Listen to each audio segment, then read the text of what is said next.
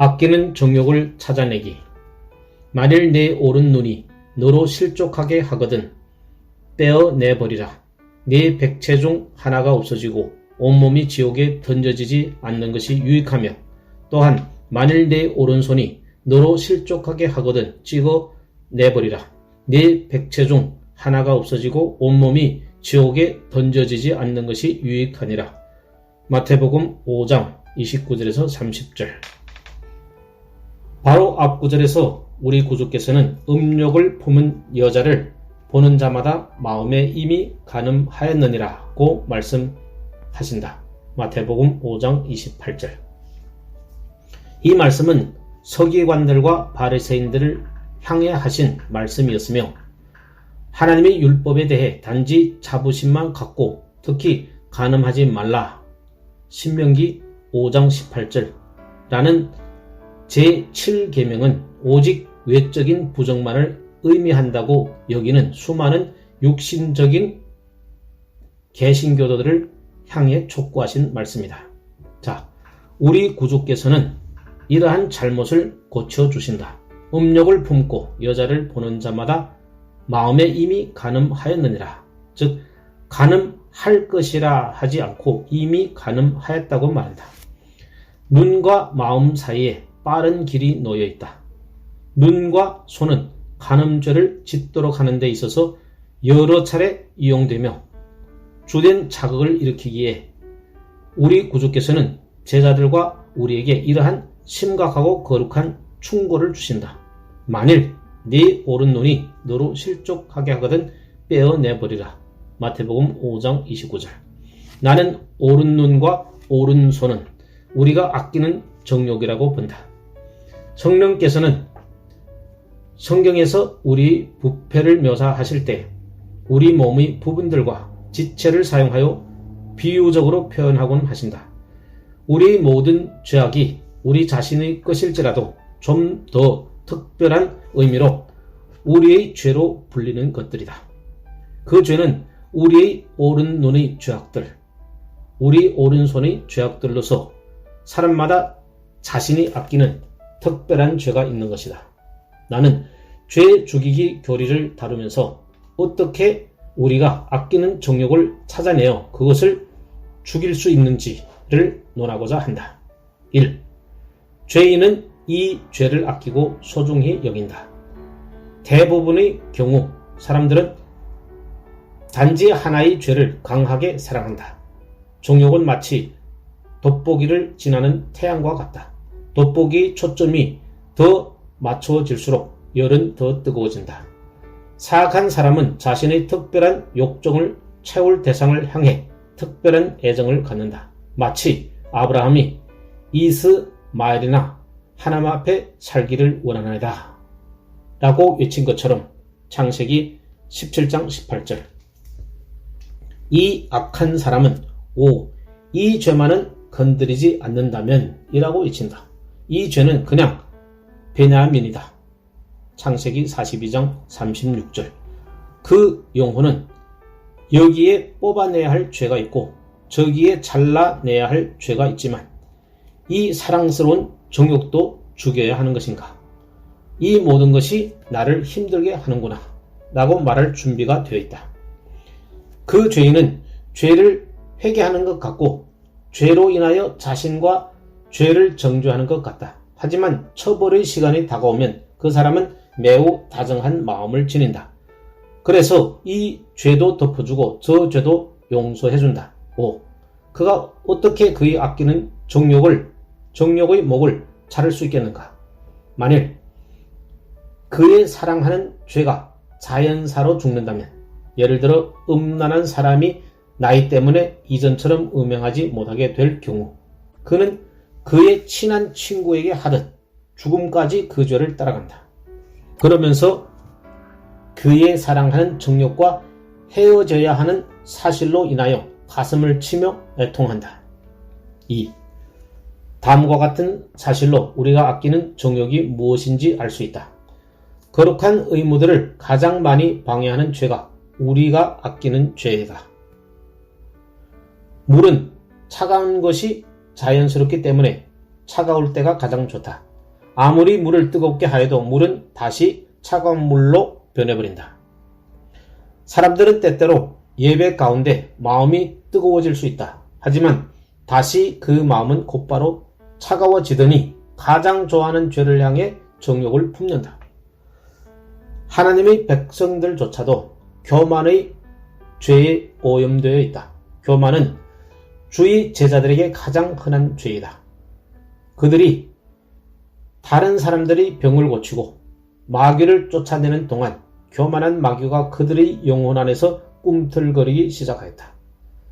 우리 주께서는 그들이 교만을 책망하셨다. 그러나 귀신들이 너희에게 항복하는 것으로 기뻐하지 말고 너희 이름이 하늘에 기록된 것으로 기뻐하라. 누가복음 10장 20절.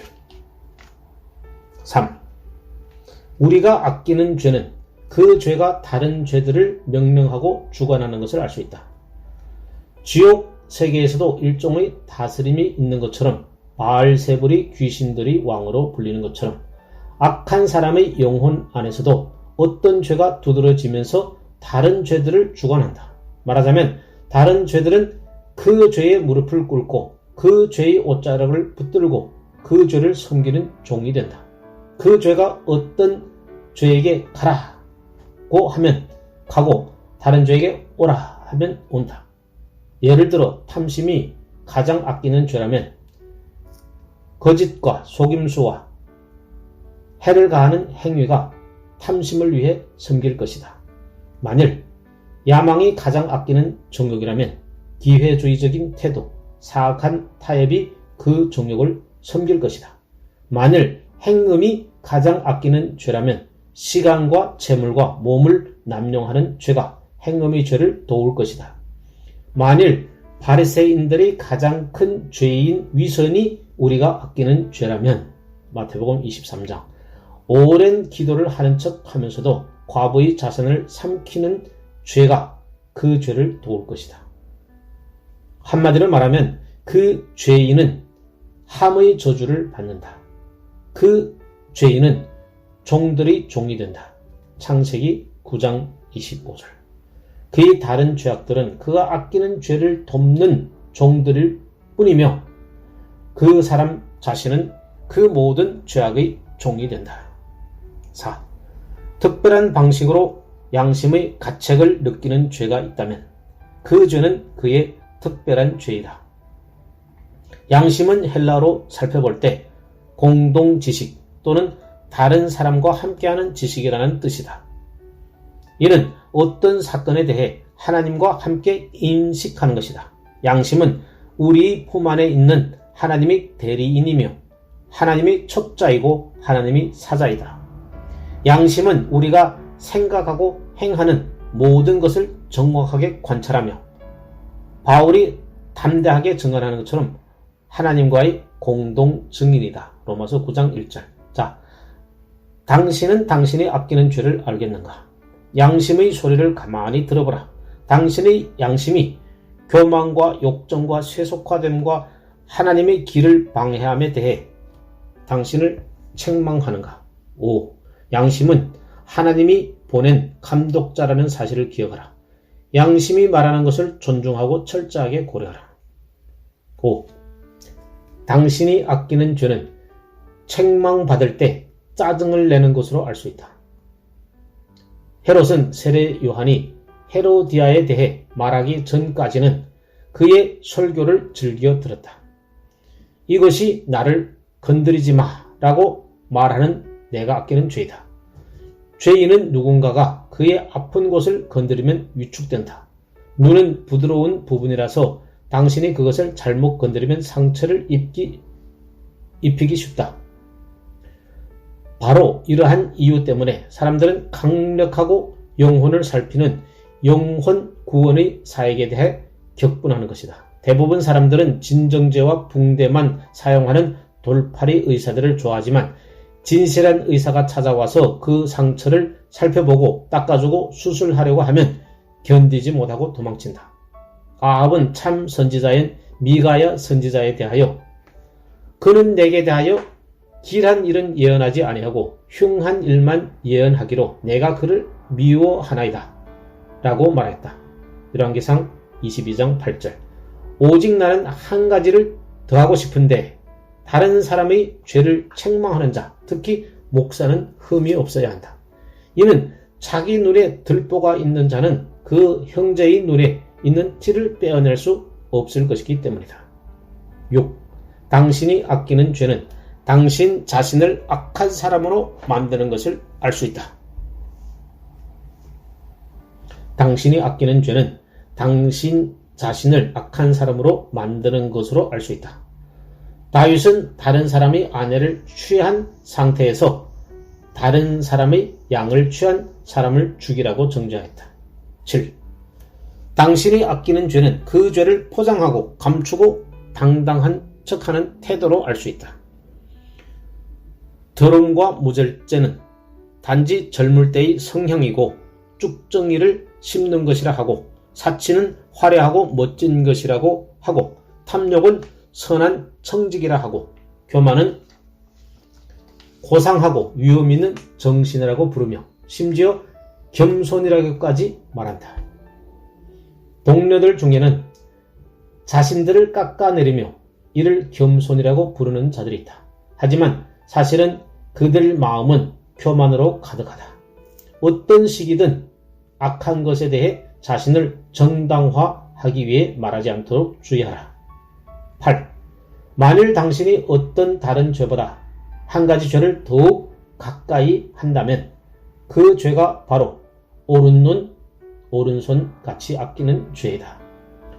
삼손은 그 누구도 그의 힘을 제거할 수 없었지만 창녀 들릴라에 의해 쉽게 무너졌다. 솔로몬은 창녀가 젊은이를 어떻게 다루는지를 알려준다. 여러 가지 고운말로 유혹하며 입술이 호리는 말로 꾀무로 젊은이가 곧 그를 따랐으니 잠언 7장 21절에서 22절. 그녀가 취한 방법은 그에게 아첨하는 것이었다. 그럼에도 불구하고 삼손은 꼼짝하지 못하였다. 죄는 꾀는 것을 통해 일한다.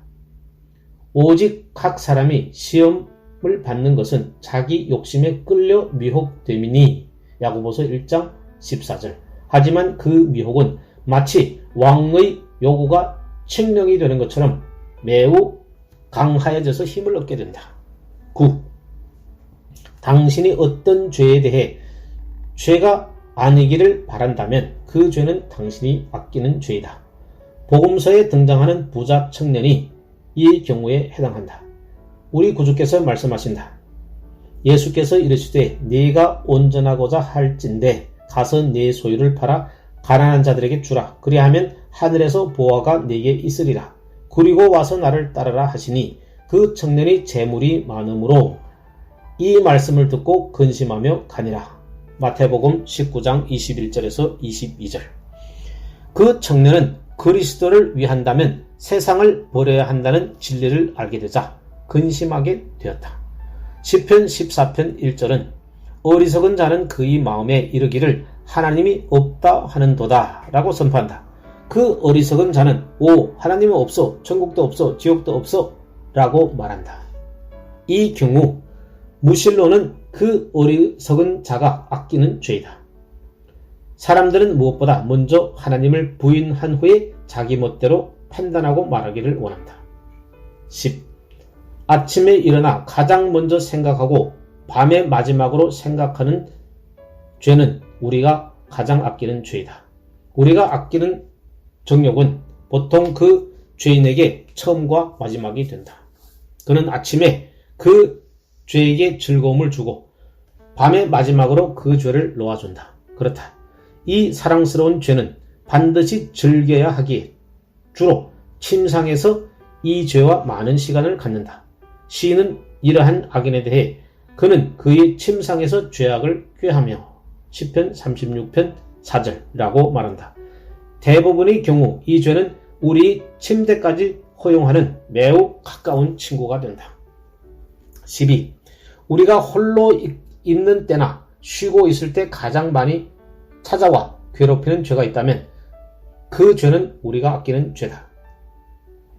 어떤 사람이 골방이나 들에서 혼자 있을 때 자연히 어떤 생각이 찾아와서 죄로 나아가게 하고 죄와 친근하게 하면 그 죄는 당신이 아끼는 죄다. 오 그리스도인들이여, 당신의 마음의 움직임에 대해 표시해 두라.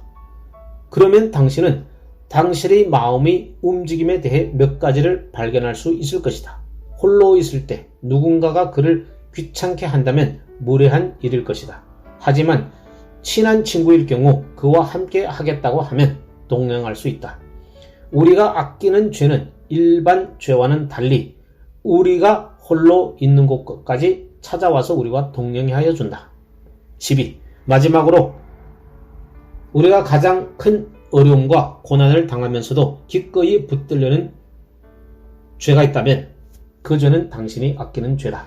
예를 들어 탐심이 당신이 아끼는 죄라고 하자. 그 죄가 얼마나 당신을 비천하고 얼토당토 않고 또한 비합리적인 위치에 두던가.